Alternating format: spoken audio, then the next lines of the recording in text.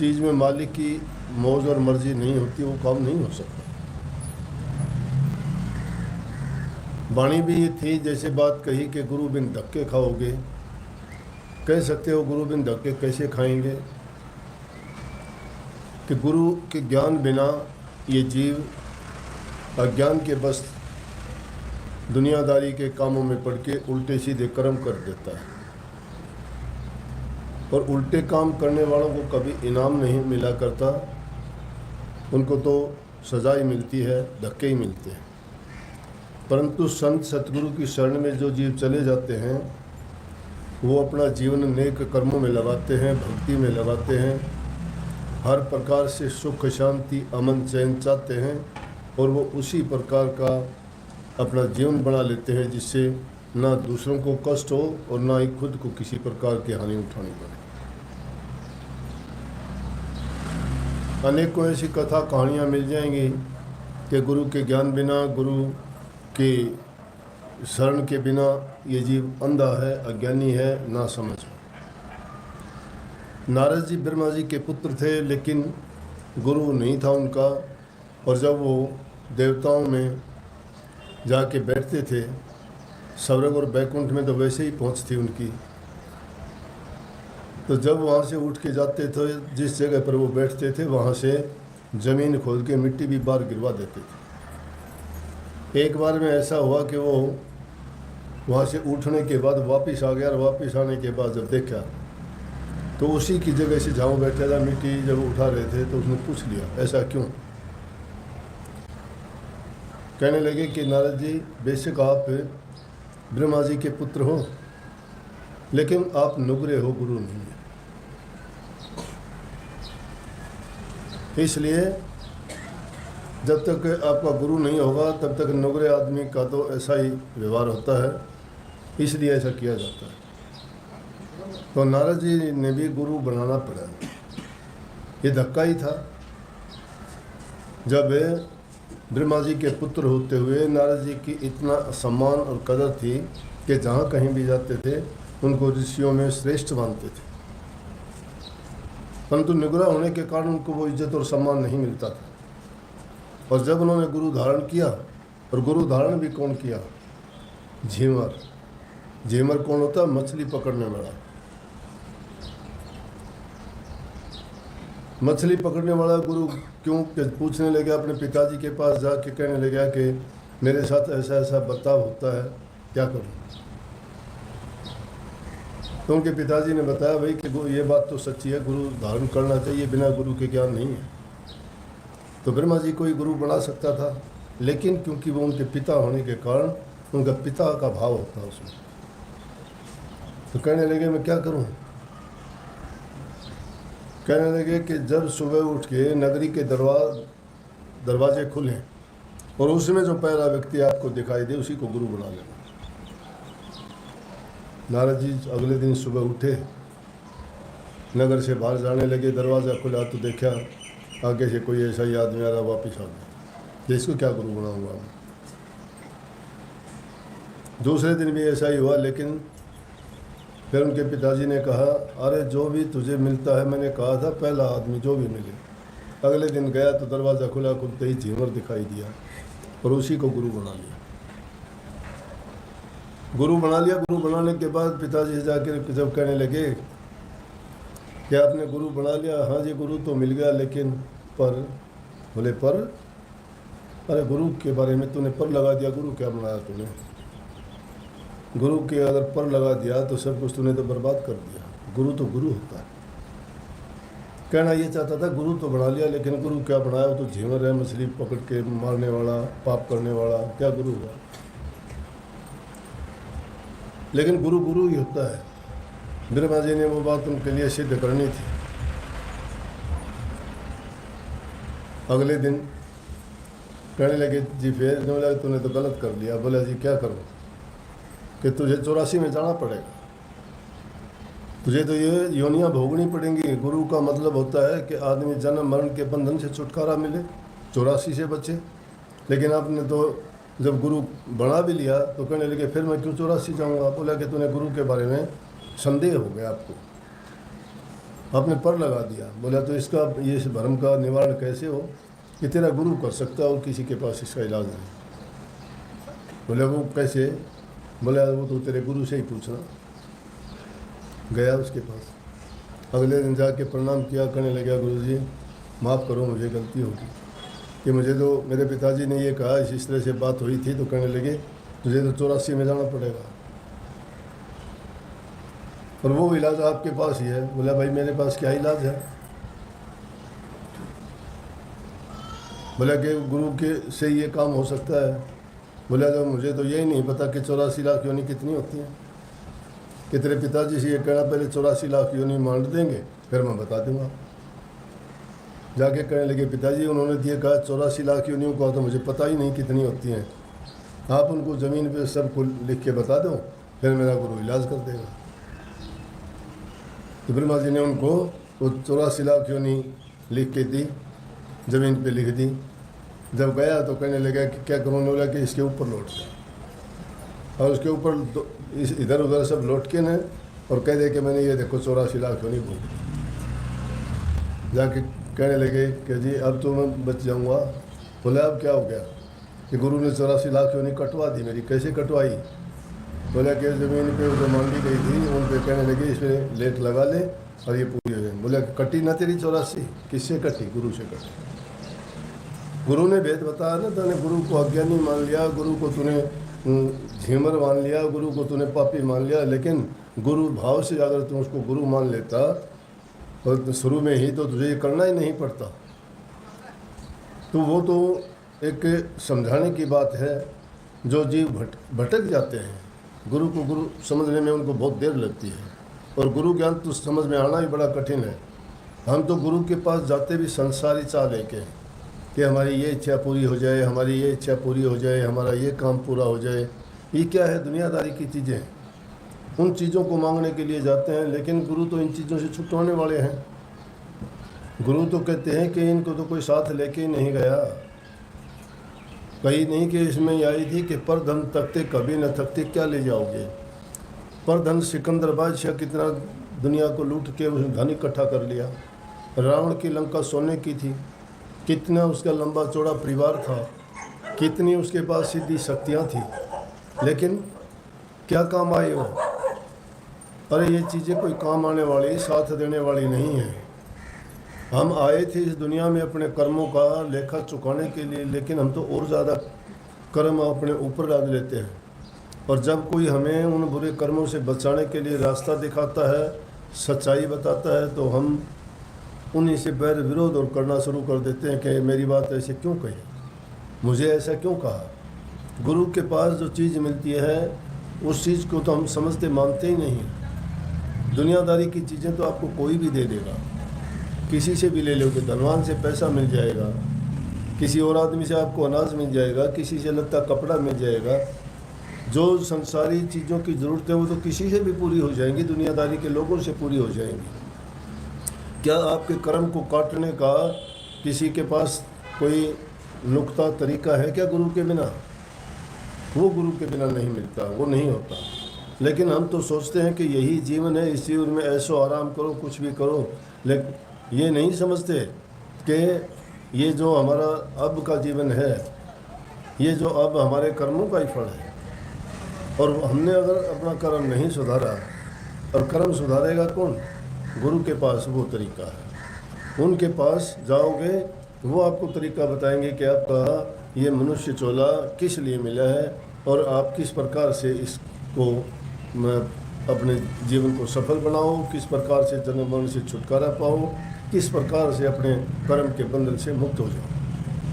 तो गुरु का काम है इन चीज़ों से मुक्ति दिलाना।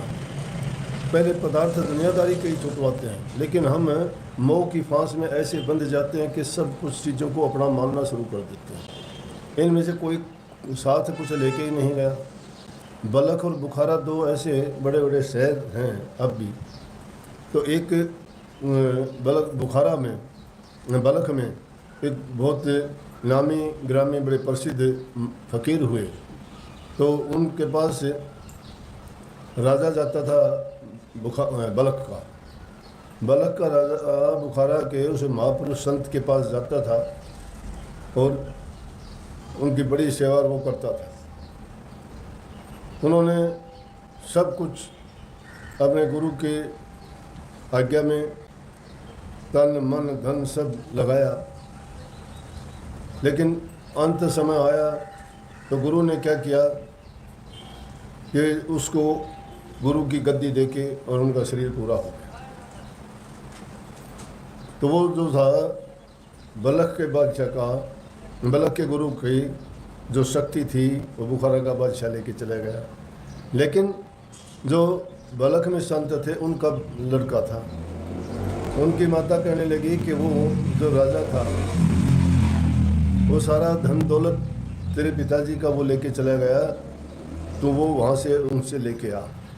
उसको पता ही नहीं धन दौलत क्या है, दुनियादारी की चीज़ों को धन दौलत मानते हैं। उसने क्या किया कि उनके पास पहुंचा और सेना लेके गया। बोला भाई क्या बात है? बोला कि युद्ध करूंगा, तू जो मेरे पिताजी की धन दौलत सारे ले आया वो मैं लेके जाऊंगा।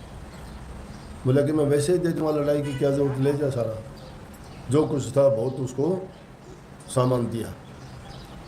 दोबारा से उसकी माँ ने कहा बेटा क्या ले आया? तो मिट्टी है ये, वो चीज़ नहीं दी तेरे को, बहका दिया, असली धन था वो नहीं दिया।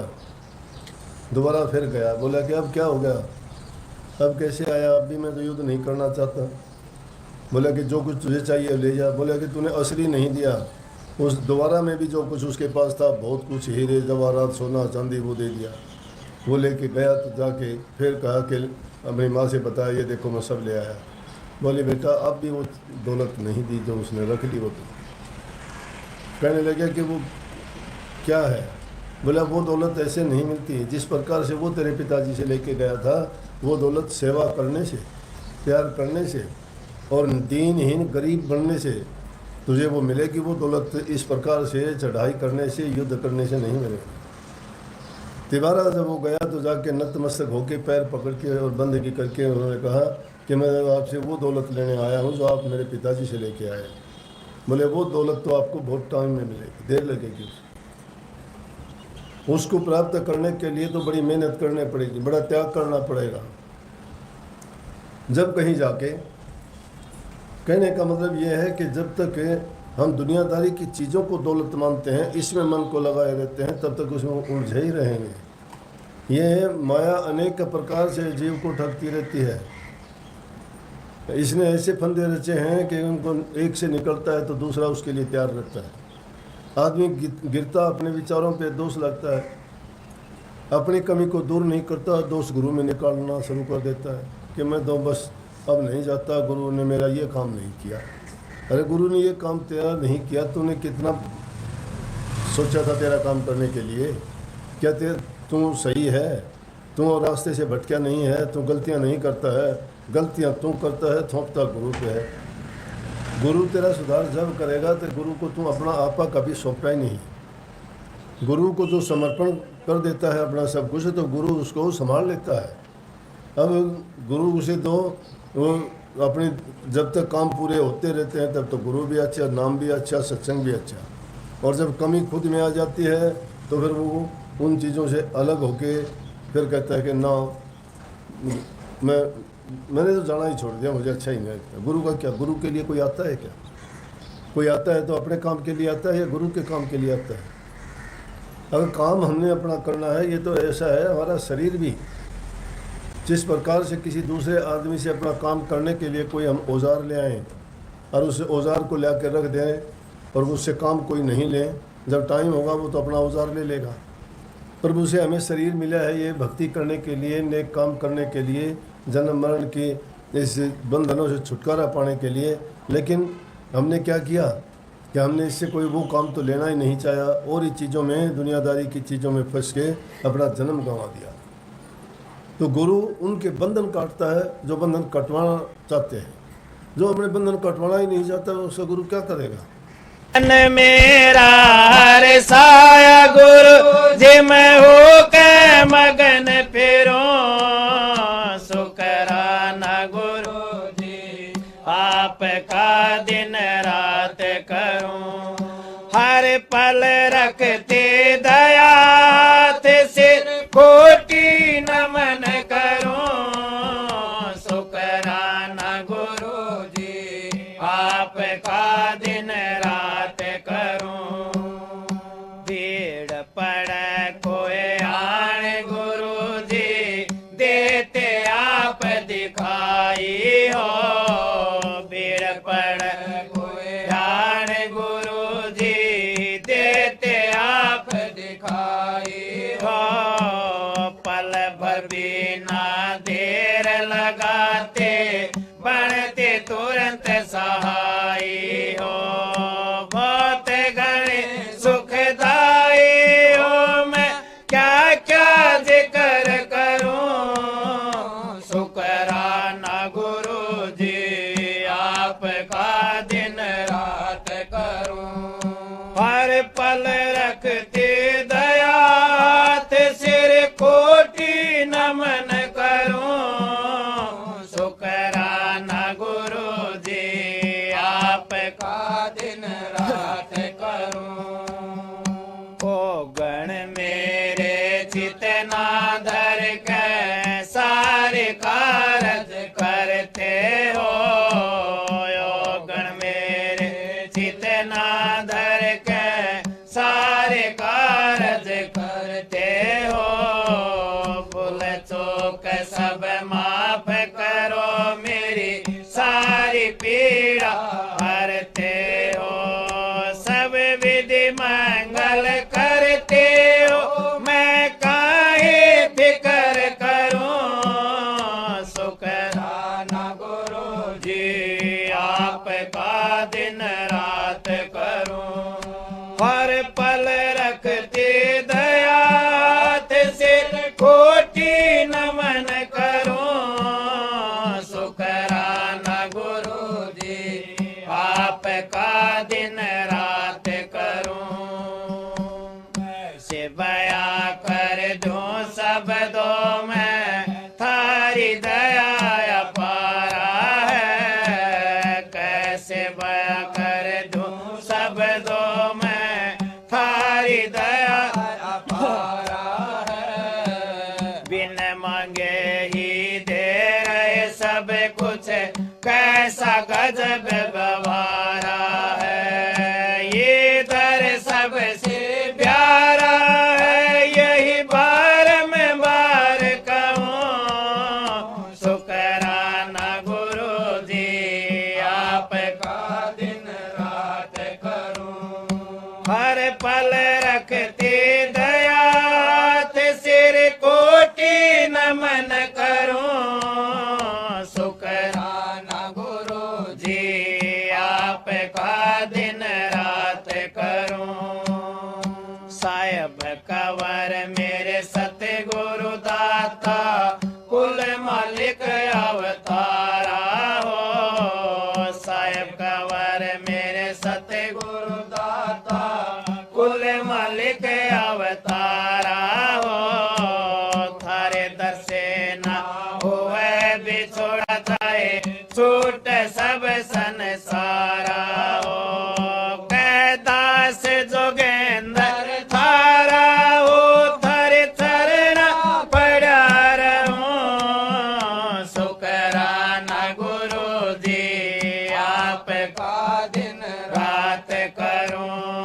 हर पल रखते दयात सिर कोटि नमन करूं शुकराना गुरु जी आपका दिन रात करूं। राधा स्वामी नाम सुमर मन मेरा तन में सुफल हो जा तेरा।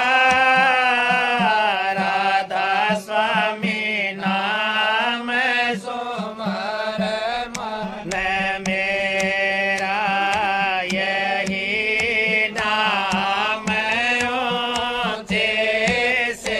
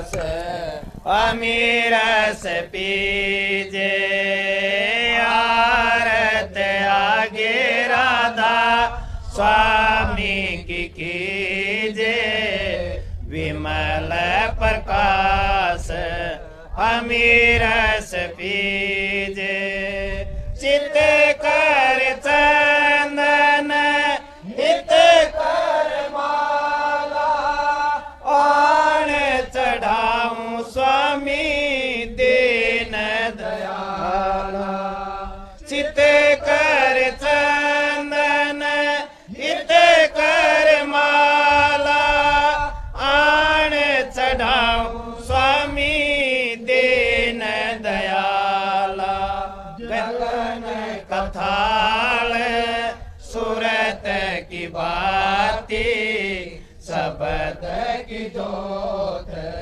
जग दिन राती आरत आगे राधा स्वामी की कीजे विमल प्रकाश अमीरस पीजे आरत आगे राधा स्वामी की कीजे विमल प्रकाश अमीरस पीजे सरस कमल दल घंटा बाजे बैंक नाल धुन शंख सुनीजे से कमल दल घंटा बाजे बैंक नाल धुन शंख सुनीजे ओंकार धुन तेरे कोटि बाजे सोन शिखर सर धुन गाजे आरत आगे राधा स्वामी की कीजे विमल प्रकाश अमीरस पीजे आरत आगे राधा स्वामी की कीजे विमल प्रकाश अमीरस पीजे गुपाडिंग सोहंग वासा सत लोक सत नाम निवासा रे गुफाडिंग सोहंग वासा